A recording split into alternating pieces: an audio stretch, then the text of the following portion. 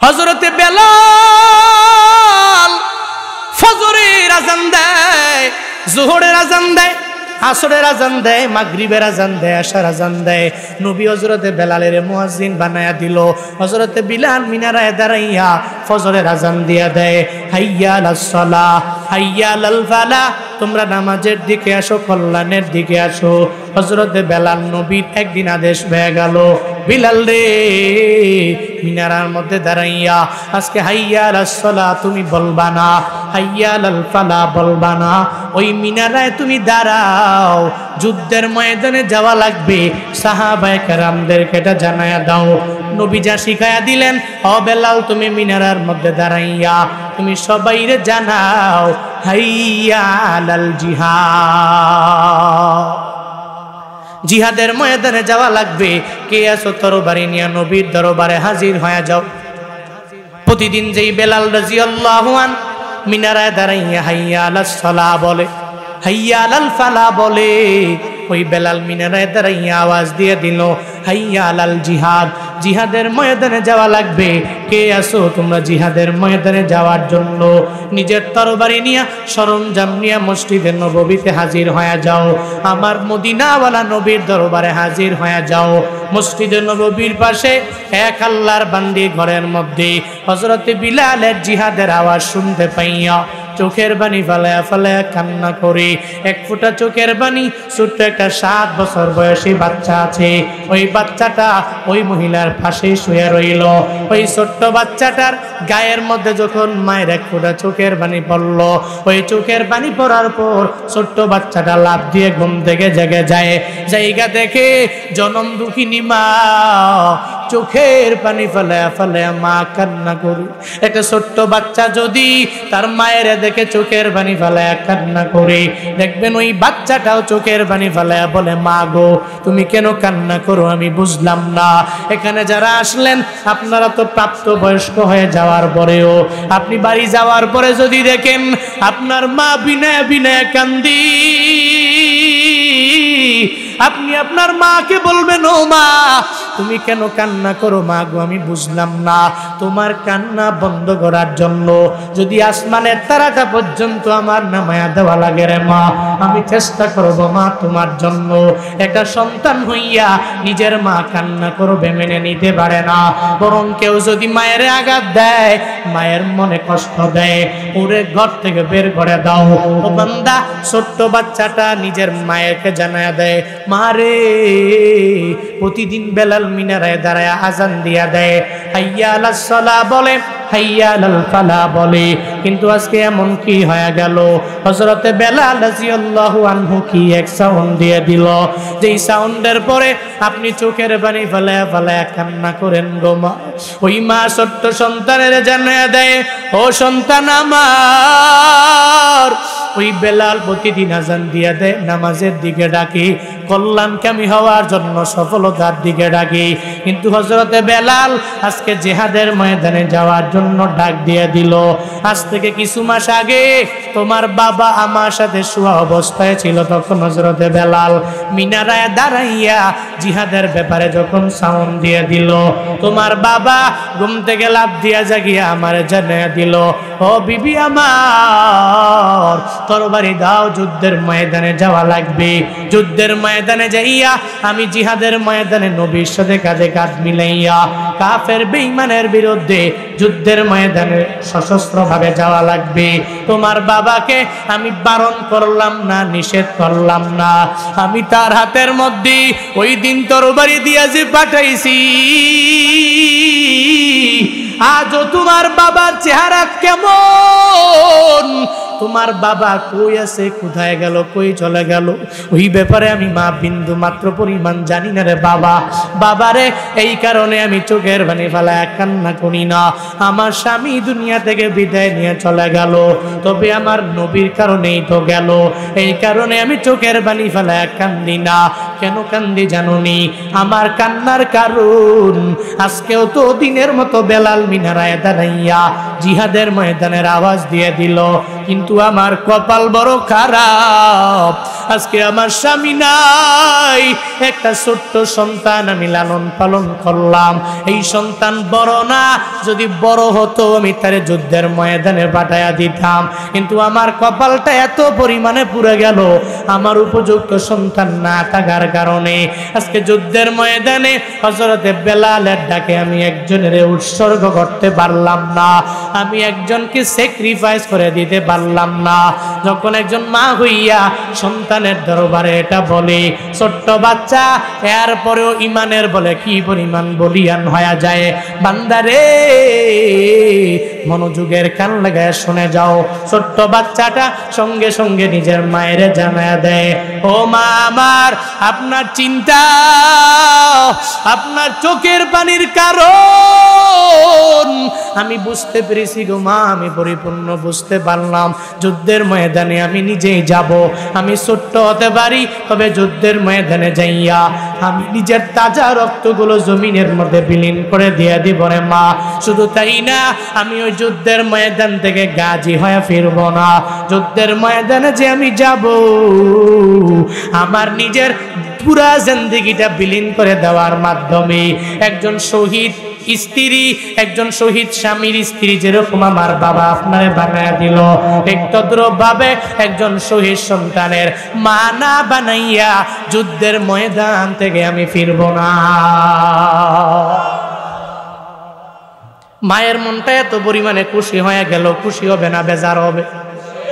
মায়ের মনটা অটোমেটিক বড় হয়ে গেল, কারণ সাহাবায়ে কেরামেরা যুদ্ধের ময়দানে গেলে এদের ওয়াইফেরা কষ্ট পাইতো না, এদের মায়েরা কষ্ট পায় না, এদের বাবারা বিন্দু মাত্র পরিমাণ কোনো কষ্ট পায় না রে বাবা, বরং এরা নিজের জিন্দেগিটা বিলীন করে দিলেও এরা দ্বিধা করে না, এদের মা এদের জন্য কান্না করে না, এদের বাবা এদের জন্য কান্না করে না। ওই ছোট্ট বাচ্চা তার মাকে জেনে দে, মা তুমি আমাকে তোমার কুলের মধ্যে নাও, এরপরে যুদ্ধের ময়দানে দেওয়ার জন্য মসজিদে নববীতে নবীর দরবারে যাও। ছোট্ট বাচ্চাটাকে মা কুলের মধ্যে লয়া যখন মসজিদে নববীতে যায়, নবী ইতিমধ্যেই ওই যুদ্ধের ময়দানে কারাগারা যাবে লিস্ট করার জন্য সব সাহাবীরা যখন লাইনে দাঁড়ায়া যায়, ওই মহিলাটা ছোট্ট বাচ্চা নিয়ে যখন লাইনের পেছনে দাঁড়ায়া যায়, একটা পর্যায়ে সাহাবায়ে কেরাম থেকে একটা মহিলা তার কুলের মধ্যে বাচ্চা নিয়ে যুদ্ধের ময়দানে যাওয়ার জন্য তাদের লাইনের পেছনে দাঁড়ায়া গেল। সাহাবায়ে কেরাম ডেকে বলে, ও মহিলা, না না, আজকে যুদ্ধের ময়দানে তোমারে নেওয়া হবে না, মহিলা রে, আজকে যুদ্ধের ময়দানে শুধু পুরুষেরা যাবে, তোমাকে নেওয়া হবে না, যাও যাও, তুমি এখান থেকে চলে যাও, তুমি এখান থেকে বের হয়ে যাও। যখন মহিলাকে এই কথা বলে, মহিলা জানায়া দেয় সাহাবীরা রে, না না, আমি যুদ্ধের ময়দানে যাওয়ার জন্য আসি নাই, এই যে আমার কুলে ছোট্ট বাচ্চা, যুদ্ধের ময়দানে তাকে আমি পাঠানোর জন্য এই লাইনের পেছনে আমি দাঁড়ায়া গেলাম। আল্লাহর ওই বান্দা মুশাহাদার মধ্যে বসে গেল, একটু পরে হঠাৎ করে বান্দার ইলহাম জারি হয়ে গেল, জবান দিয়া বের করে দিল, ইয়া রব্বি লাকাল হামদু কামা ইয়ামবাগি লিজালালি ওয়াজহিক ওয়া আযীমি সুলতানিক। সঙ্গে সঙ্গে আমার আল্লাহকে জানায়া দিল, ও আল্লাহ, তুমি যত বড়, তোমার বড়ত্ব অনুযায়ী আমি তোমার প্রশংসা করে নিলাম রে আল্লাহ, তোমার সালতানাত অনুযায়ী আমি তোমার প্রশংসা আদায় করে নিলাম। ওই আবেদ যখন আমার মাওলার দরবারে এই প্রশংসার জুমলাটা জবান দিয়া বের করে দিল, আল্লাহ কয়, ও ফেরেশতারা, আমার বান্দা এখন তার জবান দিয়া কি পড়ে নিল তোমরা আমারে জানায় দাও। ফেরেশতারা বলে, ও আল্লাহ, আপনি কি আপনার বান্দার জবান দিয়া কি বের করে দিল, কোন জুমলা পড়ে নিল আপনি জানেন না? বলে, আমি জানি, এরপরেও আমার বান্দা যখন কোনো আমলের লাইনে অগ্রগামী হয়ে যায়, আমি রবের প্রশংসার বাণী যখন আমার বান্দা জবান দিয়া বের করে দেয়, আমি রব জানার পরেও একটা ফেরেশতার মাধ্যমে আমার বান্দার প্রশংসার বাণী শুনতে আমার বড় মজা লাগে। ফেরেশতারা জানায় দিল, আল্লাহ আপনার বান্দা একটু আগে আপনার বরত্ব অনুযায়ী আপনার প্রশংসা করে নিল। সে তার জবান দিয়া বের করে দিল, ইয়া রাব্বি লাকাল হামদু কামা ইয়ামবাগি লিজালালি ওয়াজহিক ওয়া আযীমি সুলতানিক। এই জুমলাটা বের করে দিল, আল্লাহ গো আপনার বরত্ব অনুযায়ী আমি আপনার প্রশংসা করলাম, আপনি যত বড় ওই বরত্ব অনুযায়ী আমি আপনার প্রশংসা করে নিলাম। আল্লাহ গো আপনার বান্দা তার জবান দিয়ে এটা বের করে দিল। ডান কাঁধে আর বাম কাঁধে আল্লাহ পাক দুইজন ফেরেশতা নিযুক্ত করে দিলেন, কিরামান কাতিবিন। এই দুইজন সম্মানিত লেখক ফেরেশতা আমার মাওলা দিয়ে দিলেন। বক্তার দুই কাঁধে আছে, শ্রোতার কাঁধেও আছে। বাংলাদেশের প্রধানমন্ত্রীর কাঁধে নাই, আসেনি? বিরোধী দলের নেত্রীর কাঁধে নাই, ডোনাল্ড ট্রাম্পের কাঁধে নাই, সবার কাঁধে আছে। প্রত্যেকের কাঁধের মধ্যে আল্লাহ পাক দুইজন সম্মানিত ফেরেশতা নিযুক্ত করে দিলেন। ডান কাঁধে একজন, বাম কাঁধে একজন, দুইজন সম্মানিত ফেরেশতা আমার মাওলা নিযুক্ত করে দিল। যদি বান্দা নেক আমল করে নেয়, সঙ্গে সঙ্গে ডান কাঁধের ফেরেশতা উঠায়া দিবে। যখন কোনো গুনাহের কাজ করবে তখন বাম কাঁধের ফেরেশতাটা উঠায়া দিবে। ডান কাঁধের ফেরেশতা যখন দেখে এই বান্দা পড়িয়া রব্বি লাকাল হামদু কামা ইয়ামবাগি লিজালালি ওয়াজহিকা ওয়া আযীমি সুলতানিকা, যখন এই জুমলাটা বান্দা পড়ে আল্লাহ পাকের নিকট ডান কাঁধের ফেরেশতা সঙ্গে সঙ্গে আল্লাহকে বলে, আল্লাহ আপনার বান্দা সুবহানাল্লাহ পড়লে কতটুকু নেকি দেওয়া লাগবে আমার জানা আছে। আপনার বান্দা আলহামদুলিল্লাহ পড়লে কতটুকু নেকি দেওয়া লাগবে জানা আছে। আল্লাহু আকবার যদি জবান দিয়া বের করে দেয় কতটুকু নেকি দেওয়া লাগবে এই ব্যাপারে আমার জানা আছে। কিন্তু আপনার বান্দা তো এখন সুবহানাল্লাহ পড়ি নাই, আপনার বান্দা এখন আলহামদুলিল্লাহ পড়ে নাই, আল্লাহু আকবার পড়ে নাই, বরং আপনার বরত্ব অনুযায়ী তার জবান দিয়া বের করে দিল, ইয়া রাব্বি লাকাল হামদু কামা ইয়ামবাগি লিজালালি ওয়াজহিকা ওয়া আযীমি সুলতানিকা। এই জুমলা পড়ার কারণে কতটুকু নেকি দেওয়া লাগবে আল্লাহ আমার জানা নাই। আল্লাহ পাক ডেকে বলে, এই ডান কাঁধের ফেরেশতা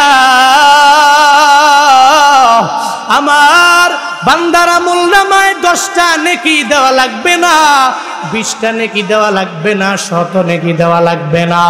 আমার বান্দার আমলনামায় 1000 নেকি দেওয়া লাগবে না, ওই বান্দার আমলনামায় লাখ নেকি দেওয়া লাগবে না, কোটি দেওয়া লাগবে না, মিলিয়ন নেকি, বিলিয়ন নেকি, ট্রিলিয়ন নেকি, অক্টিলিয়ন নেকি দেওয়া লাগবে না।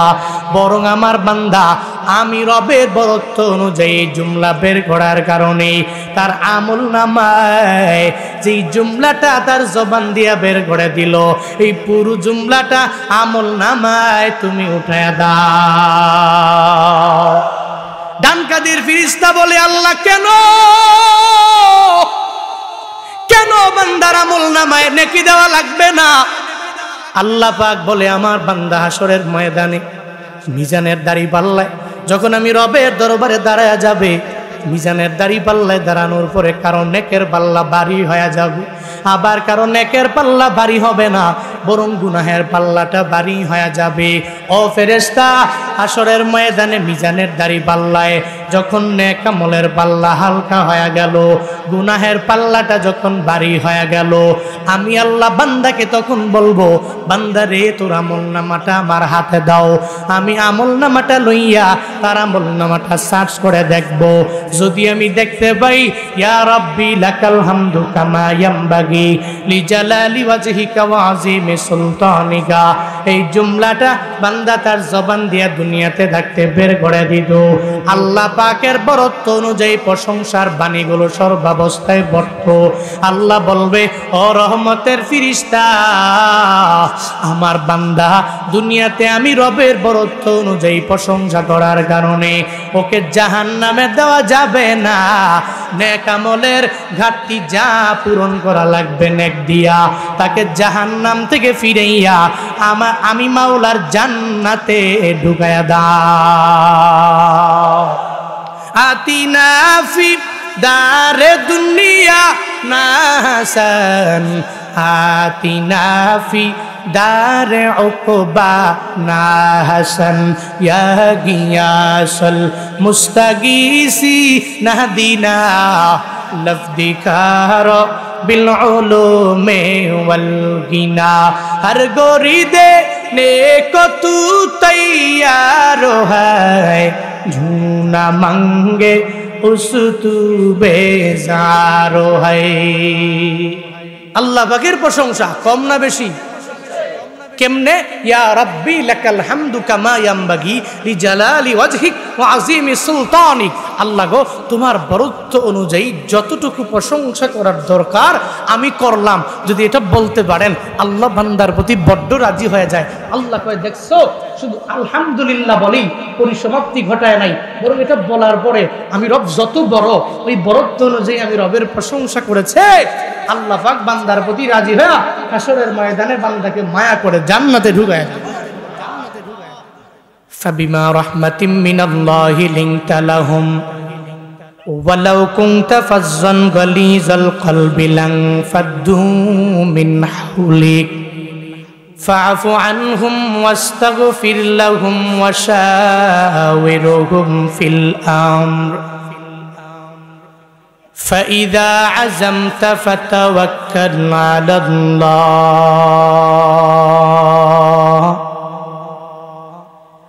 إن الله يحب المتوكلين।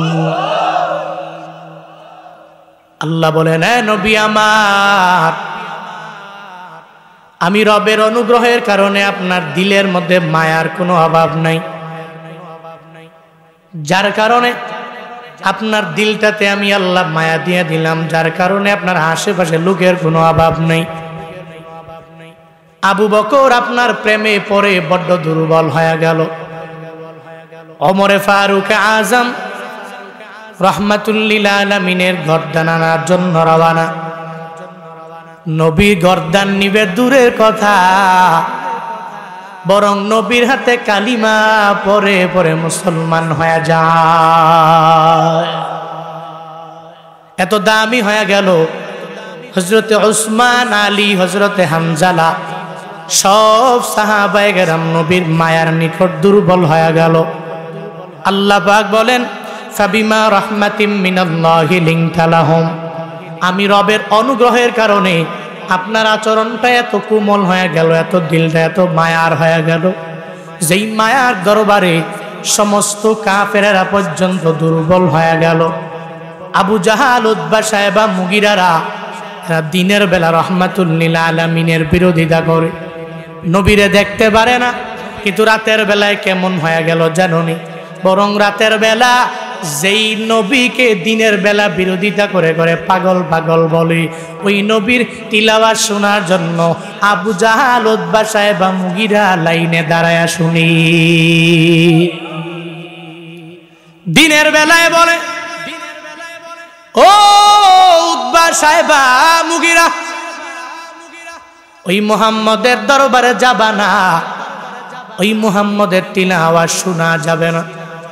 একটা পর্যায়ে রাতের বেলা আবু জাহালও গেল, দিনের বেলা যে বারণ করে ও লাইনে দাঁড়ায়া গেল।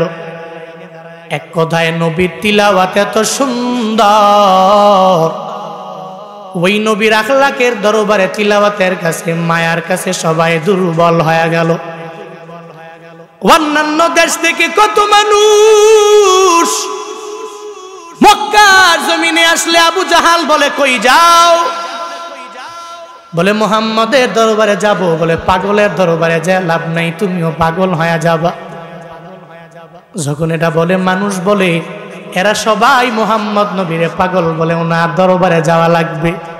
যায়া দেখে উনি দুনিয়ার পাগল না, আমার মাওলার এত বড় পাগল হয়ে গেল, ইমানের দাওয়াত দিয়ে দিল।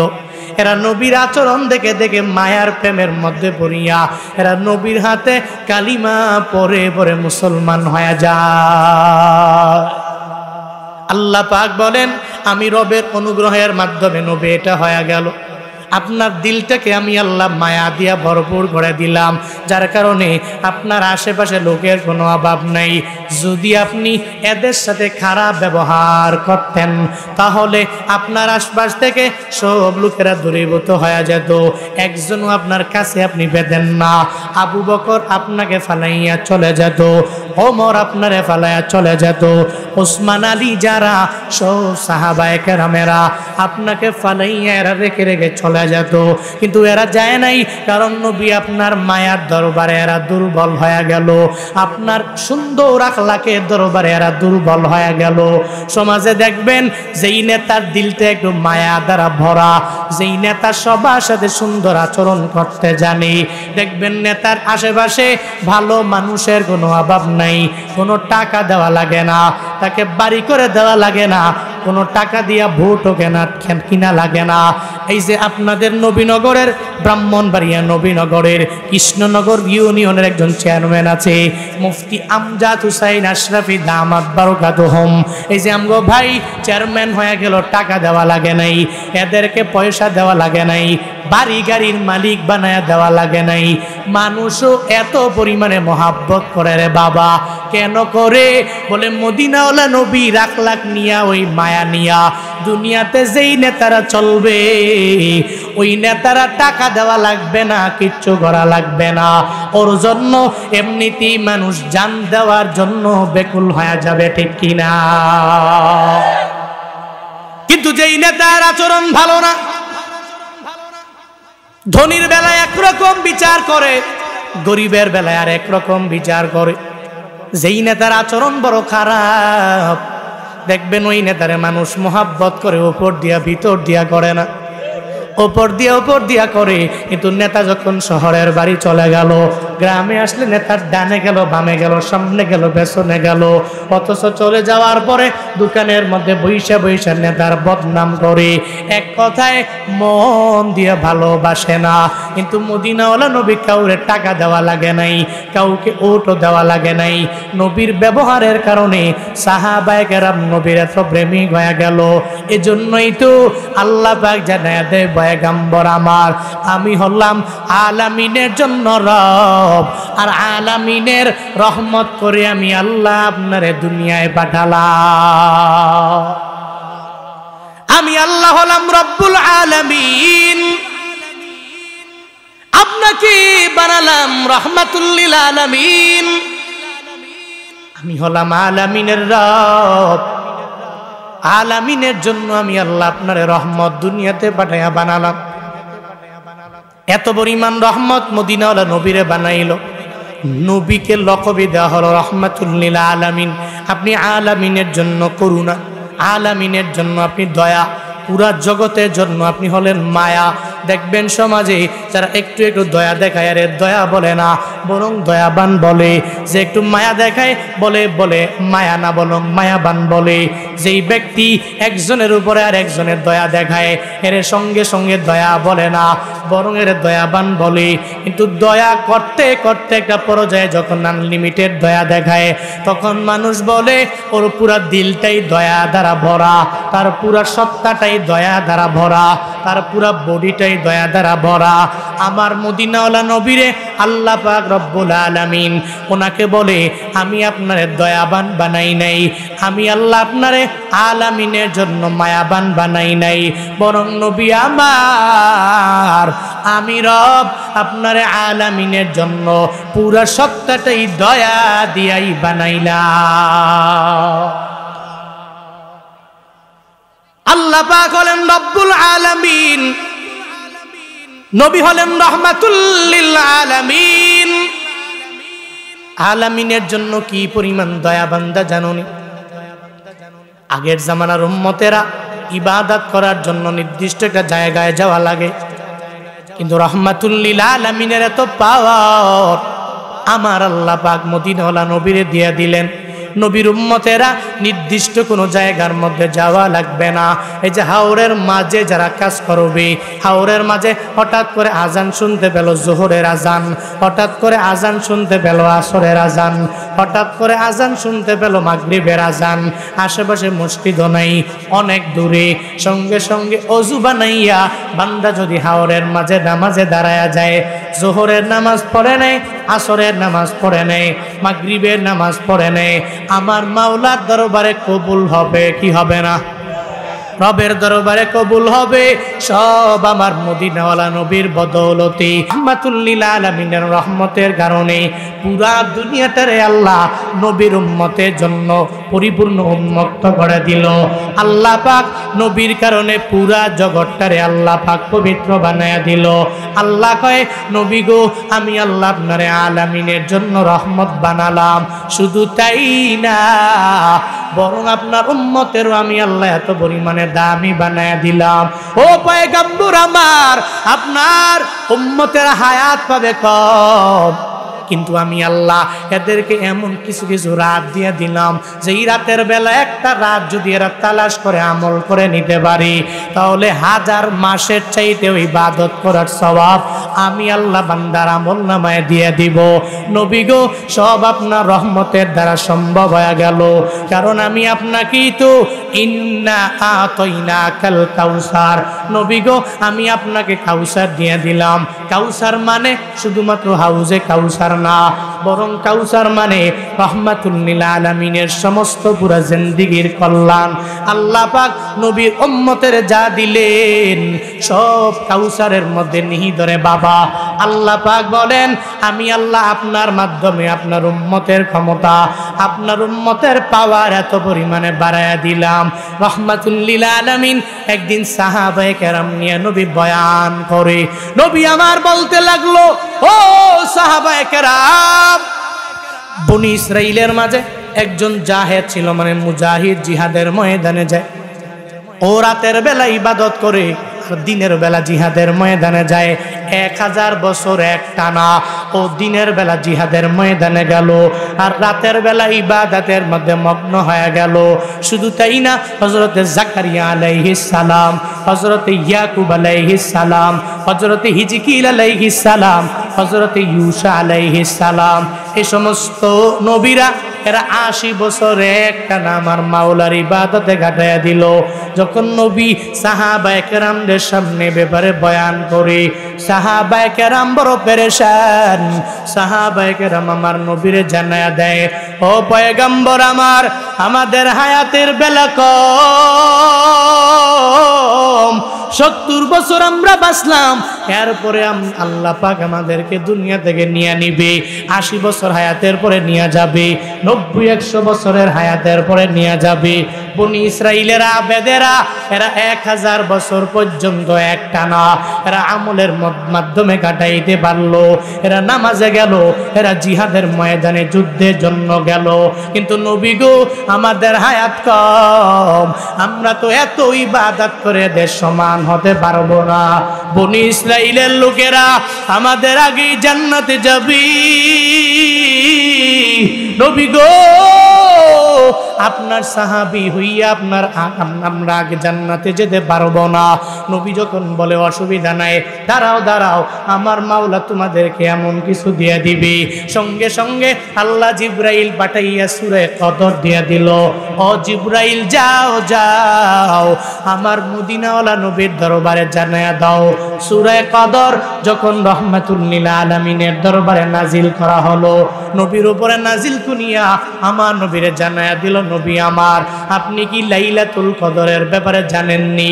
ওই কদর এমন রাত, আপনার সাহাবায়ে কেরাম মানে আপনার উম্মতেরা ওই কদরের রাতটাকে যদি তালাশ করে ইবাদতে কাটায়া দিতে পারে, অন্যান্য নবীর উম্মতেরা এরা 1000 মাস ইবাদত করে যেই ফায়দা হয়ে গেল, আপনার উম্মতেরা একটা রাত যদি তালাশ করিয়া আমল করে নিতে পারে, 1000 মাসের চাইতে উত্তম বদলা এক রাতের আমলের বিনিময়ে আমার মাওলা দিয়ে দিবি।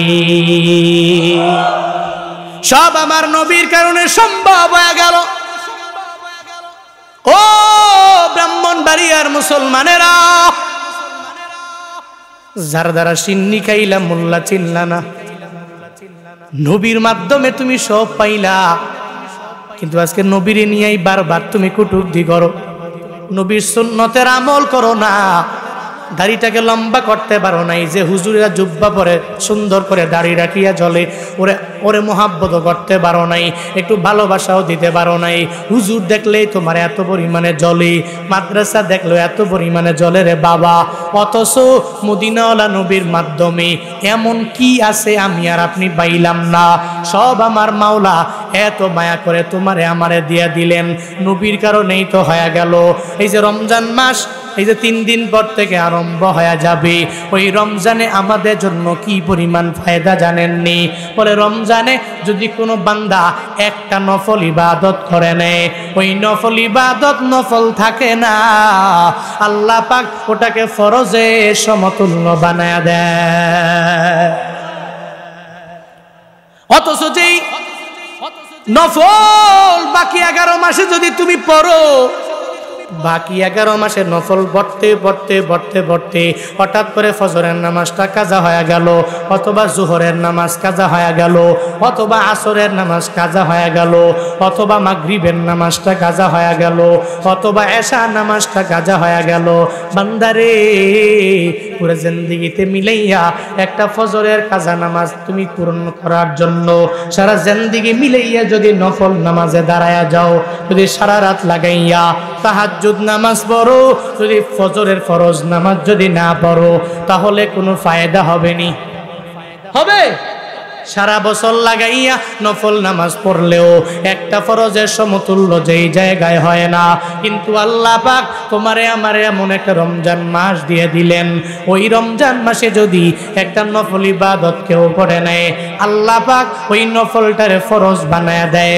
শুধু তাই না, ওই ফরজটারে আমার মাওলা 70 গুণে গুণান্বিত বানায়া দেয়। শুধু তাই না, একটা ফরজেরে আমার মাওলা ইখলাসের দিকে লক্ষ্য করিয়া 700 গুণ পর্যন্ত বাড়ায়া দেয়। তুমি এত কিছু পায়া গেল সব নবীর মাধ্যমে, অথচ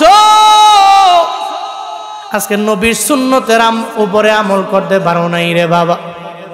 যুদ্ধের ময়দানে যাওয়া লাগে না, জিহাদের ময়দানে যাইয়া নিজের রক্তগুলো ঝরানো লাগে না, তুমি তরবারি নিয়া নিয়া কোনো কাফেরের বিরুদ্ধে যুদ্ধ করতে যাওয়া লাগে না, কারো পক্ষ থেকে তুমি জুলমের শিকার হও নাই রে বাবা। এরপরেও শুধু 5 বেলা নামাজ আদায় করবা, তাও পারি না আমরা। এরপরেও 30টা রোজা রাখবো, এরপরেও পারলাম না। এরপরে দান সদকা করবো, এরপরেও পারলাম না। একটু নিজে নিজে মাঝে মাঝে একটু কোরআন তিলাওয়াতের আমল চালু করে দিব, এরপরেও পারলাম না রে বাবা। অথচ রহমাতুল লিল আলামিনের জন্য সাহাবায়ে কেরাম এরা নিজের জীবনটা পর্যন্ত দিতে দ্বিধা করে নাই। নবীর সাহাবীরা যেমন হামজালা নিজের জীবনটা দিয়ে দিল, যেমন আমির হামজা নিজের জীবনটা দিয়ে দিল, ছোট্ট থেকে ছোট্ট সাহাবীরা এরা নবীর জন্য জীবন দিতে পর্যন্ত পাগল পারা হয়ে গেল। যুদ্ধের ময়দানে যাইয়া নিজের তাজা রক্তগুলো জমিনে বিলীন করে দেওয়ার জন্য এরা অগ্রগামী হয়ে গেল। রহমাতুল লিল আলামিনের একটা ছোট্ট সাহাবী যুদ্ধের ময়দানে যাওয়ার জন্য কি পাগল পারা। ও ব্রাহ্মণবাড়িয়ার বিজয়নগরের মুসলমানেরা একটু মনোযোগের কান লাগায় শুনে বাবা। হযরতে বিলাল, যেই বিলালকে আমার মাওলা মসজিদে নববীর মুয়াজ্জিন বানায়া দিলেন, মসজিদে নববীর মুয়াজ্জিন হযরতে বেলাল ফজরের আযান দেয়, যোহরের আযান দেয়, আসরের আযান দেয়, মাগরিবের আযান দেয়, এশার আযান দেয়। নবী হযরতে বেলালের মুয়াজ্জিন বানায়া দিল। হযরতে বিলাল মিনারায় দাঁড়াইয়া ফজরের আযান দিয়া দেয়, হাইয়া আলাস সালাহ হাইয়া আলাল ফালাহ, তোমরা নামাজের দিকে আসো, কল্যাণের দিকে আসো।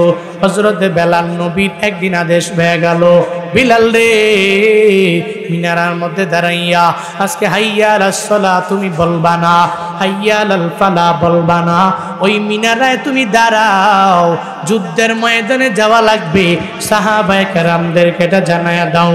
নবী যা শিখায়া দিলেন, ও বেলাল তুমি মিনারার মধ্যে দাঁড়াইয়া তুমি সবাইরে জানাও হাইয়া আলাল জিহাদ, জিহাদের ময়দানে যাওয়া লাগবে। কে আছো তরবারি নিয়া নবীর দরবারে হাজির হয়ে যাও। প্রতিদিন যেই বেলাল রাদিয়াল্লাহু আন মিনারায় দাঁড়াইয়া হাইয়া আলাস সালাহ বলে, হাইয়া আলাল ফালাহ বলে, ওই বেলাল মিনারায় দাঁড়াইয়া আওয়াজ দিয়ে দিল, হাইয়া আলাল জিহাদ, জিহাদের ময়দানে যাওয়া লাগবে। কে আসো তোমরা জিহাদের ময়দানে যাওয়ার জন্য? নিজের তরবারি নিয়ে সরঞ্জাম নিয়ে মসজিদে নববীতে হাজির হয়ে যাও, আমার মদিনাওয়ালা নবীর দরবারে হাজির হয়ে যাও। মসজিদে নববীর পাশে এক আল্লাহর বান্দি ঘরের মধ্যে হযরতে বিলালের জিহাদের আওয়াজ শুনতে পাইয়া চোখের পানি ফালায়া ফালায়া কান্না করে, এক ফোঁটা চোখের পানি, ছোট্ট একটা 7 বছর বয়সী বাচ্চা আছে, ওই বাচ্চাটা ওই মহিলার পাশে শুয়ে রইল। ওই ছোট্ট বাচ্চাটার গায়ের মধ্যে যখন মায়ের এক ফোঁটা চোখের পানি পড়ল, ওই চোখের পানি পড়ার পর ছোট্ট বাচ্চাটা লাফ দিয়ে ঘুম থেকে জেগে যায়। জায়গা দেখে জনম দুঃখিনী মা চোখের পানি ফালায়া ফালায়া মা কান্না করে। একটা ছোট্ট বাচ্চা যদি তার মায়ের দেখে চোখের পানি ফালায়া কান্না করে, দেখবেন ওই বাচ্চাটাও চোখের পানি ফালায়া বলে, মা গো তুমি কেন কান্না করো আমি বুঝলাম না। এখানে যারা আসলেন আপনারা তো প্রাপ্ত বয়স্ক হয়ে যাওয়ার পরেও আপনি বাড়ি যাওয়ার পরে যদি দেখেন আপনার মা বিনয় বিনয় কান্দি, আপনি আপনার মাকে বলবেন, ও মা তুমি কেন কান্না করো? মা গো আমি বুঝলাম না। তোমার কান্না বন্ধ করার জন্য যদি আসমানের তারাটা পর্যন্ত আমার নামায়া দেওয়া লাগে রে মা, আমি চেষ্টা করব মা তোমার জন্য।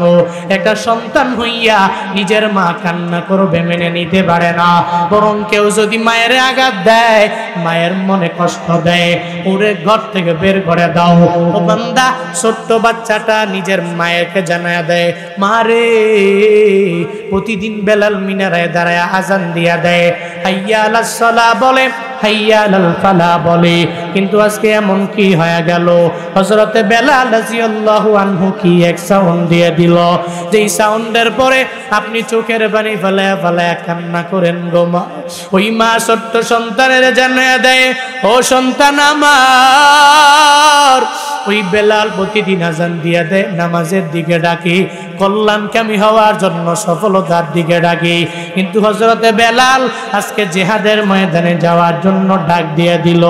আজ থেকে কিছু মাস আগে তোমার বাবা আমার সাথে শোয়া অবস্থায় ছিল, তখন হযরতে বেলাল মিনারায় দাঁড়াইয়া জিহাদের ব্যাপারে যখন সাউন্ড দিয়ে দিল, তোমার বাবা ঘুম থেকে লাফ দিয়া জাগিয়া আমার জানিয়ে দিল, ও বিবি আমার, তরবারি দাও, যুদ্ধের ময়দানে যাওয়া লাগবে। যুদ্ধের ময়দানে যাইয়া আমি জিহাদের ময়দানে নবীর সাথে কাঁধে কাঁধ মিলাইয়া কাফের বেঈমানের বিরুদ্ধে যুদ্ধের ময়দানে সশস্ত্রভাবে যাওয়া লাগবে। তোমার বাবাকে আমি বারণ করলাম না, নিষেধ করলাম না, আমি তার হাতের মধ্যে ওই দিন তরবারি দিয়া যে পাঠাইছি, আজও তোমার বাবার চেহারা কেমন, তোমার বাবা কই আছে, কোথায় গেল, কই চলে গেল, ওই ব্যাপারে আমি মা বিন্দু মাত্র পরিমাণ জানি না রে বাবা। বাবারে এই কারণে আমি চোখের পানি ফেলায় কান্না করি না, আমার স্বামী দুনিয়া থেকে বিদায় নিয়ে চলে গেল, তবে আমার নবীর কারণেই তো গেল, এই কারণে আমি চোখের পানি ফেলায় কান্দি না। কেন কান্দি জানুনি? আমার কান্নার কারণ আজকেও তো দিনের মতো বেলাল মিনারায় দাঁড়াইয়া জিহাদের ময়দানের আওয়াজ দিয়ে দিল, কিন্তু আমার কপাল বড় খারাপ, আজকে আমার স্বামী নাই, একটা ছোট্ট সন্তান আমি লালন পালন করলাম, এই সন্তান বড় না, যদি বড় হতো আমি তারে যুদ্ধের ময়দানে পাঠাইয়া দিতাম, কিন্তু আমার কপালটা এত পরিমাণে পুড়ে গেল, আমার উপযুক্ত সন্তান না থাকার কারণে আজকে যুদ্ধের ময়দানে হযরতে বেলালের ডাকে আমি একজনের উৎসর্গ করতে পারলাম না, আমি একজনকে স্যাক্রিফাইস করে দিতে পারলাম না। যখন একজন মা হইয়া সন্তানের দরবারে এটা বলে, ছোট্ট বাচ্চা এরপরেও ইমানের বলে কি পরিমাণ বলিয়ান হয়ে যায়। বান্দারে মনোযোগের কান লাগায় শুনে যাও, ছোট্ট বাচ্চাটা সঙ্গে সঙ্গে নিজের মায়ের জানায় দেয়, ও মা আমার, আপনার চিন্তা আপনার চোখের পানির কারণ আমি বুঝতে পেরেছি গো মা, আমি পরিপূর্ণ বুঝতে পারলাম। যুদ্ধের ময়দানে আমি নিজেই যাব, আমি ছোট্ট হতে পারি, তবে যুদ্ধের ময়দানে যাইয়া আমি নিজের তাজা রক্তগুলো জমিনের মধ্যে বিলীন করে দিয়ে দিব রে মা। শুধু তাই না, আমি ওই যুদ্ধের ময়দান থেকে গাজী হয়ে ফিরব না। যুদ্ধের ময়দানে যে আমি যাব, আমার নিজের পুরা জিন্দেগিটা বিলীন করে দেওয়ার মাধ্যমে একজন শহীদ স্ত্রী, একজন শহীদ স্বামীর স্ত্রী যেরকম আমার বাবা আপনারে বানায়া দিল, ঠিক তদ্রূপ ভাবে একজন শহীদ সন্তানের মা না বানাইয়া যুদ্ধের ময়দান থেকে আমি ফিরব না। মায়ের মনটা এত পরিমাণে খুশি হয়ে গেল, খুশি হবে না বেজার হবে? মায়ের মনটা অটোমেটিক বড় হয়ে গেল। কারণ সাহাবায়ে কেরামেরা যুদ্ধের ময়দানে গেলে এদের ওয়াইফেরা কষ্ট পাইতো না, এদের মায়েরা কষ্ট পায় না, এদের বাবারা বিন্দু মাত্র পরিমাণ কোনো কষ্ট পায় না রে বাবা। বরং এরা নিজের জিন্দেগিটা বিলীন করে দিলেও এরা দ্বিধা করে না। এদের মা এদের জন্য কান্না করে না, এদের বাবা এদের জন্য কান্না করে না। ওই ছোট্ট বাচ্চা তার মাকে জেনে দে, মা তুমি আমাকে তোমার কুলের মধ্যে নাও। এরপরে যুদ্ধের ময়দানে দেওয়ার জন্য মসজিদে নববীতে নবীর দরবারে যাও। ছোট্ট বাচ্চাটাকে মা কুলের মধ্যে লয়া যখন মসজিদে নববীতে যায়, নবী ইতিমধ্যেই ওই যুদ্ধের ময়দানে কারাগারা যাবে লিস্ট করার জন্য সব সাহাবীরা যখন লাইনে দাঁড়ায়া যায়, ওই মহিলাটা ছোট্ট বাচ্চা নিয়ে যখন লাইনের পেছনে দাঁড়ায়া যায়, একটা পর্যায়ে সাহাবায়ে কেরাম থেকে একটা মহিলা তার কুলের মধ্যে বাচ্চা নিয়ে যুদ্ধের ময়দানে যাওয়ার জন্য তাদের লাইনের পেছনে দাঁড়ায়া গেল। সাহাবায়ে কেরাম ডেকে বলে, ও মহিলা, না না, আজকে যুদ্ধের ময়দানে তোমারে নেওয়া হবে না। মহিলা রে, আজকে যুদ্ধের ময়দানে শুধু পুরুষেরা যাবে, তোমাকে নেওয়া হবে না। যাও যাও, তুমি এখান থেকে চলে যাও, তুমি এখান থেকে বের হয়ে যাও। যখন মহিলাকে এই কথা বলে, মহিলা জানায়া দেয় সাহাবীরা রে, না না, আমি যুদ্ধের ময়দানে যাওয়ার জন্য আসি নাই। এই যে আমার কুলে ছোট্ট বাচ্চা, যুদ্ধের ময়দানে তাকে আমি পাঠানোর জন্য এই লাইনের পেছনে আমি দাঁড়ায়া গেলাম। যুদ্ধের ময়দানে আমি যাব না। আমার কুলে তাকায়া দেখো, আমার এই ছোট্ট বাচ্চাটারে যুদ্ধের ময়দানে দেওয়ার জন্য আমি চলে আসলাম। সাহাবায়ে কেরাম বলে, এই ছোট্ট বাচ্চা যুদ্ধের ময়দানে কেমনে যুদ্ধ করবে? এটা আপনি কেমন কথা বলেন? আপনি কি পাগল হয়ে গেলেন নাকি? ও মহিলা, আপনি চলে যান, আপনার বাসার মধ্যে চলে যান। এই ছোট্ট বাচ্চা যুদ্ধের ময়দানে কেমনে যাবে? ও তো জিহাদ করতে পারবে না, ও তো তলোয়ার ধরতে পারবে না। মহিলা ডেকে বলে, আমার স্বামীও তোমাদের কাঁধে কাঁধ মিলাইয়া দুনিয়া থেকে বিদায় নিল, আমার সন্তানটাকে আমি বিদায় করে দেওয়ার জন্য চলে আসলাম। যখন এই কথা বলে, সাহাবায়ে কেরাম বারবার বারণ করে পাঠায়া দেয়, ওই মহিলা, তোমাকে নেওয়া হবে না, যাও যাও, তোমার বাচ্চাকেও নেওয়া হবে না, যুদ্ধের ময়দান তুমি যাওয়া যাবে না, তুমি তোমার বাড়িতে ব্যাক করে চলে যাও। ওই মহিলা বারবার বারবার যখন পিড়াপিড়ি করতে লাগলো, একটা পর্যায়ে আমার রাহমাতুল লিল আলামিনের কানে গিয়া পৌঁছায় যায়। নবী আমার ডেকে বলে, কে রে? আমার সামনে আসতে দাও, তার মনের কি বাসনা আমি নবীর দরবারে বলবে। এবার ওই মহিলাটা রাহমাতুল লিল আলামিনের সামনে যখন যায়, নবী আমার ডেকে বলে, ও মহিলা, ওই যুদ্ধের ময়দানে তোমাকে নেওয়া হবে না, তুমি কেন এখানে বারবার সাহাবায়ে কেরামের সাথে বাকবিতণ্ডায় লিপ্ত হয়ে গেলা রে মহিলা?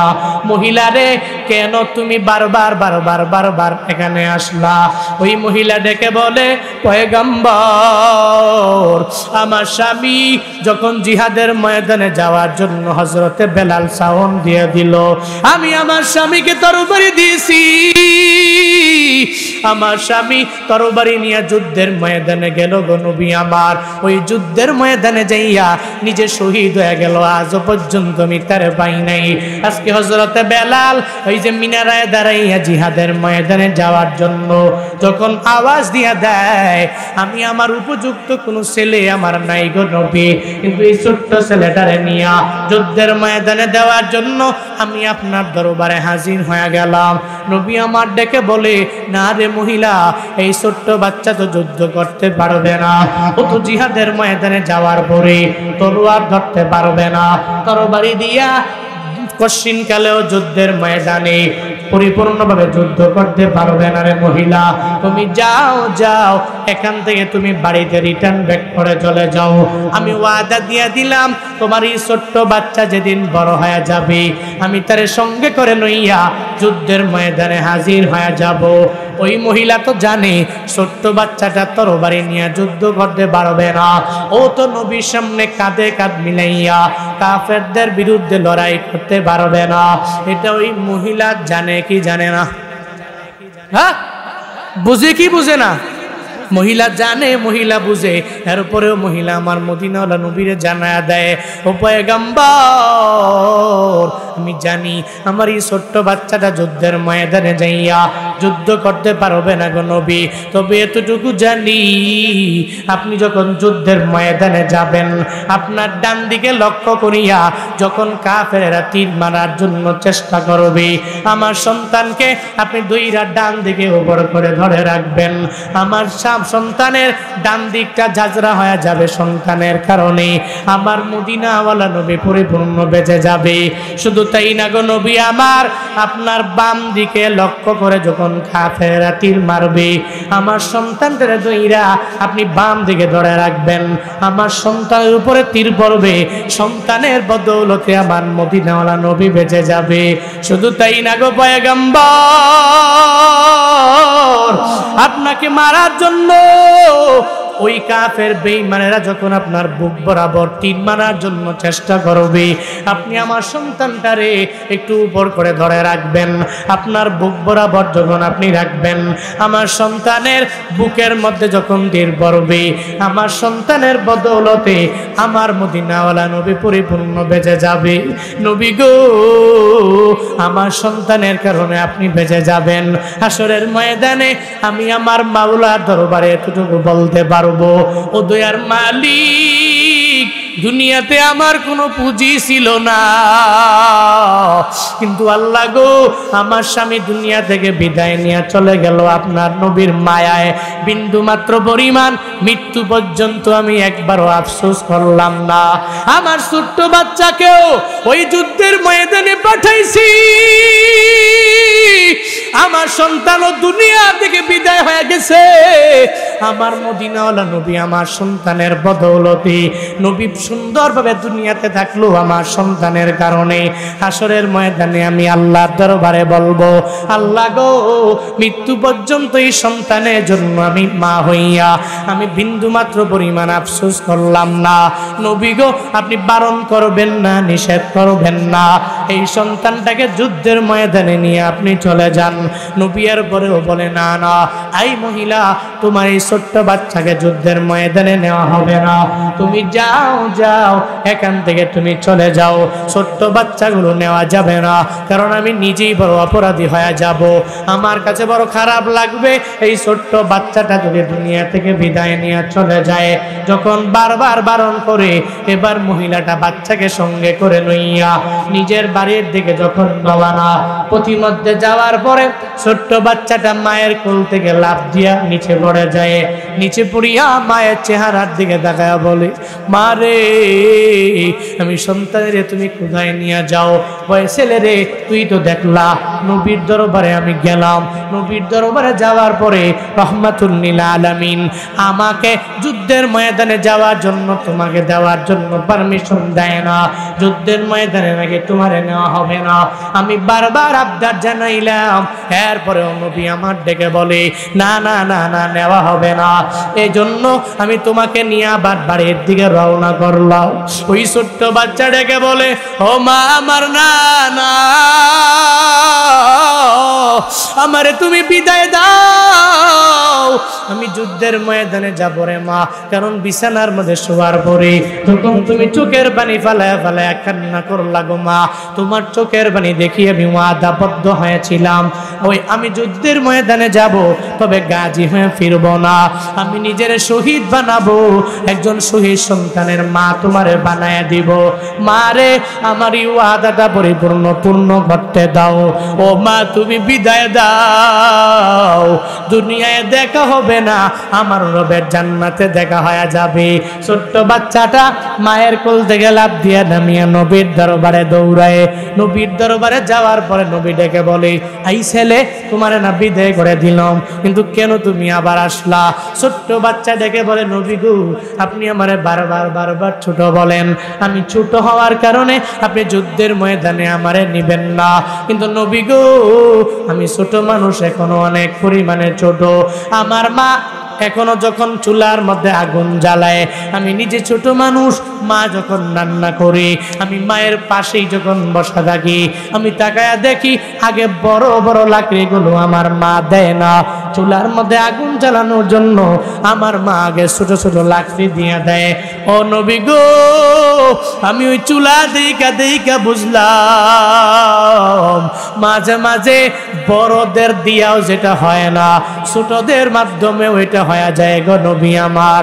হাসরের ময়দানে আমার মাওলার দরবারে আমি বলবো, আল্লাহ গো, যুদ্ধের ময়দানে আমি ছোট্ট হওয়ার পরে আমি চলে গেলাম, দুনিয়া থেকে বিদায় নিয়ে চলে গেলাম, এরপরে আল্লাহ আমার কোনো অসুবিধা নাই, এরপরে আমার কোনো টেনশন নাই। নবী গো, আপনি বারণ করবেন না, আপনি আমারে নিষেধ করতে পারবেন না, আপনি নিষেধ বারবার করলেও আমি ছোট্ট বাচ্চা এটা মেনে নিতে পারি না। ও পয়গম্বর আমার, আপনি আমারে বারণ না করিয়া আমার মায়ের সাথে আমার যে ওয়াদা, ওই ওয়াদা পূরণ করার মতো একটা ব্যবস্থা নবী আপনি কইরা দেন। রহমাতুল লিল আলামিনের পরেও বলে, ছোট্ট ছেলে রে, যতই তুমি বারবার বলো যুদ্ধের ময়দানে তোমারে নেওয়া হবে না, যখন এর পরেও বারবার বলি, আমার মাওলা এই ছোট্ট বাচ্চার প্রেমের ব্যাপারে তো ভালো করেই জানে, এই ছোট্ট বাচ্চা যুদ্ধের ময়দানে যাবে এই ব্যাপারে তো আমার মাওলা ভালো করেই জানে। আল্লাহ পাক সঙ্গে সঙ্গে জিব্রাইল জানায়া দেয়, জিব্রাইল রে, আমার নবীর দরবারে যাও, ওই নবীর দরবারে গিয়ে মদিনাওয়ালা নবীরে জানায়া দাও যে এই নবী এই ছোট্ট বাচ্চাটারে যুদ্ধের ময়দানে নিতে চায় না, কিন্তু আমি মাওলার দরবারে এই ছোট্ট বাচ্চা এত পরিমাণে কবুল হয়ে গেল, আমি রব জান্নাতের মাঝে আজকের যুদ্ধের ময়দানে কারা যাবে, ওই যুদ্ধের ময়দানে কারা কারা শহীদ হয়ে যাবে, ওই সুহাদাদের মাঝে আমি আল্লাহ একটা লিস্ট করে দিলাম, জান্নাতের মাঝে আজকের যুদ্ধের ময়দানে যারা যারা জান্নাতে যাবে, সুহাদা হয়ে যাবে, এদের ব্যাপারে একটা লিস্ট তৈরি করলাম। ওই লিস্টের প্রথম কাতারের প্রথম নামটা এই ছোট্ট সাহাবীর নাম আমি রব জান্নাতে উঠায়া দিলাম।